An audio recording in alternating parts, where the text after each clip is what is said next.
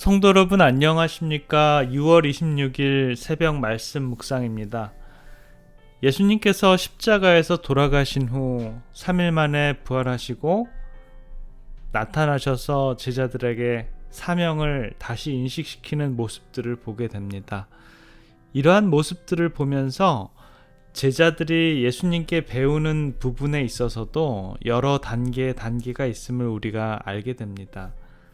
예수님께서 공생애 동안 제자들이 배워야 할 부분들, 또 십자가를 겪으면서 큰 실망을 통해서 제자들이 배워야 하는 부분들, 그리고 예수님께서 돌아가시고 그들 마음의 공허한 중에 부활하신 예수님을 만나고 새로운 사명과 목표를 전해주시는 모습들을 보면서 예수님께서 제자들에게 완성한 그러한 제자 훈련을 통해서 한 영혼이 처음부터 끝까지의 모습을 만드시고 성숙시키시고 자라게 하는 그러한 모습들을 보게 됩니다.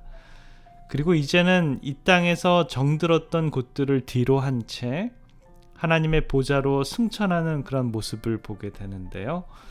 시대의 소망 가장 마지막 챕터에 바로 이러한 부분들이 기술되어 있습니다.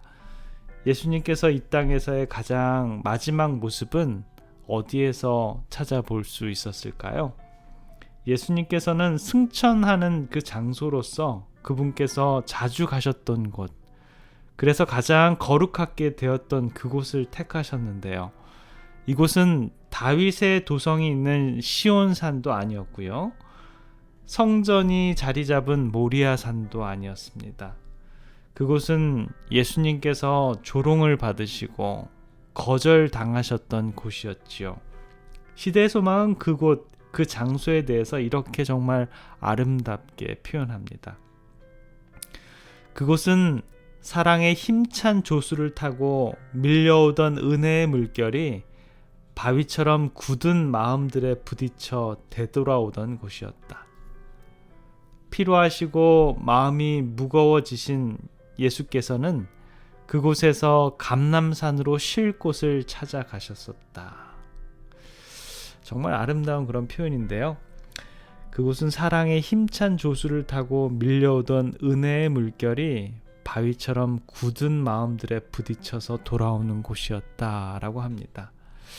그 장소를 생각해 보면 정말 예수님께서 힘들고 이 땅에서 무겁고 정말 가슴 아팠던 그러한 일이 있을 때마다 가장 이 땅에서의 애척과 또 감격과 눈물이 섞여 있었던 곳으로 그곳을 정하시고 그곳에서 가장 사랑하는 제자들과 이별하는 그러한 아쉬움을 남겨줍니다. 예수님께서 승천하셨던 그곳은요, 바로 감람산의 한 장소인데요. 감람산 비탈진 언저리에서 예수님께서는 베다니에 있는 나사로의 집을 찾곤 했었지요.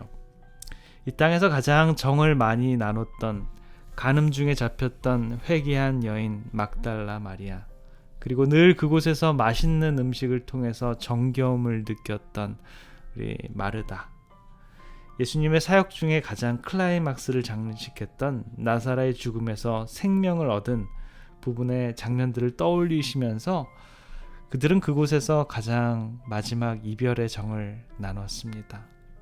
감람산 산기슭에 있는 겟세마네 동산에서 인류의 운명을 위해서 예수님께서는 수많은 날들을 홀로 기도하시고 고민하시고 저와 여러분들의 구원을 위해서 눈물로 흔적을 남기셨습니다.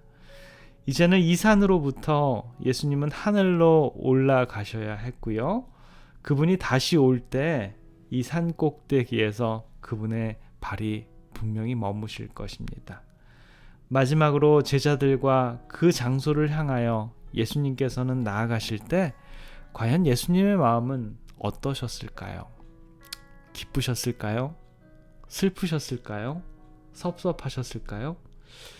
제자들이 잘할 수 있을까 하는 그런 마음이었을까요? 아니면 먼 미래에 이 땅에 풍성하게 결실맺은 수많은 구원받은 영혼들을 예수님께서는 떠올리셨을까요? 예수님께서는 가장 중요한 점들을 제자들에게 상기시키고 지나가면서 정말 시험을 치르기 위해서 달려가는 제자들에게 그 복습 문제를 이렇게 나눠주는 것처럼 그들이 체험해야 하는 그러한 교훈들을 계속적으로 반복하셨겠지요.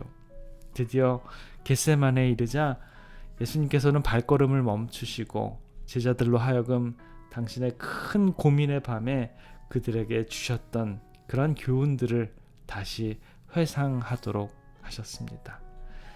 예수님께서는 본인과 아버지와 또 당신의 교회 사이의 연합을 제자들에게 다시 설명했고요. 또한 포도밭을 지나가실 때는 포도나무의 비유를 통해서 예수님께 제자들이 꼭 붙어 있어야 된다라는 것을 상기시켰을 것입니다. 과연 예수님께서 이 땅의 마지막 순간 그분의 발이 땅에서 떨어져서 점점 하늘로 올라가실 때 그분께서는 어떤 생각을 하셨을까요? 그 광경을 바라보고 있던 제자들은 그 모습을 보면서 무슨 생각을 떠올랐을까요?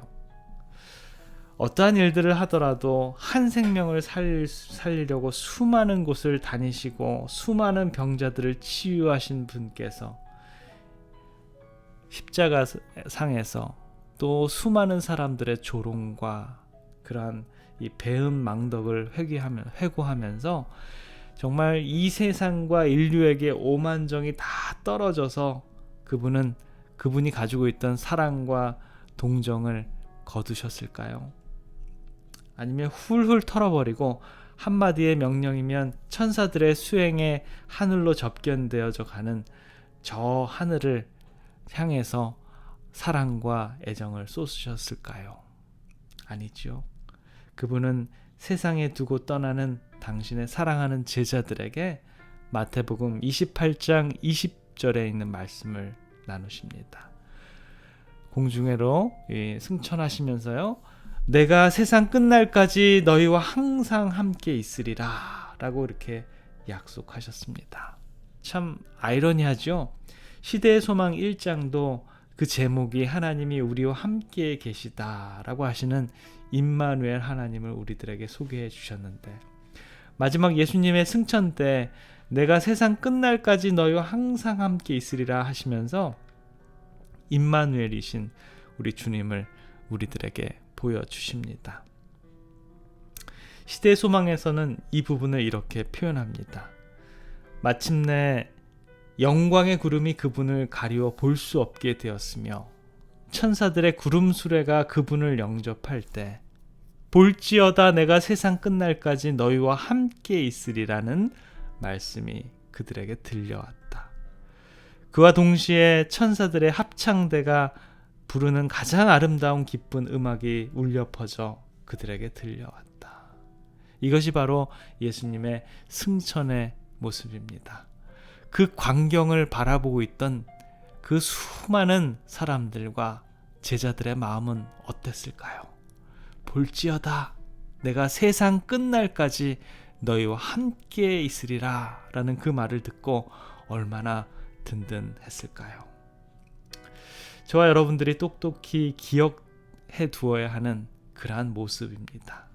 그 모습 그대로, 가신 것 그대로 천사들의 합창대와 음악과 함께 그대로, 그 모습 그대로 예수님과 천만 천사의 그 천사들이 다시 재림할 것입니다.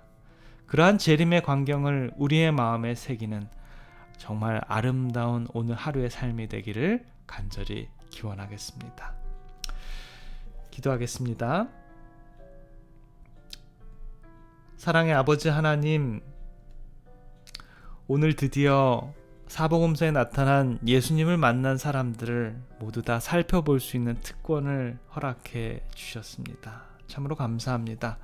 오늘 이 시간 예수님께서 이 땅에서의 모든 수고와 아픔과 아쉬움, 기쁨, 보람, 환희를 뒤로 한 채 이제는 가장 정든 곳, 가장 정든 사람을 떠나 하늘 보좌를 향해서 승천하셨습니다.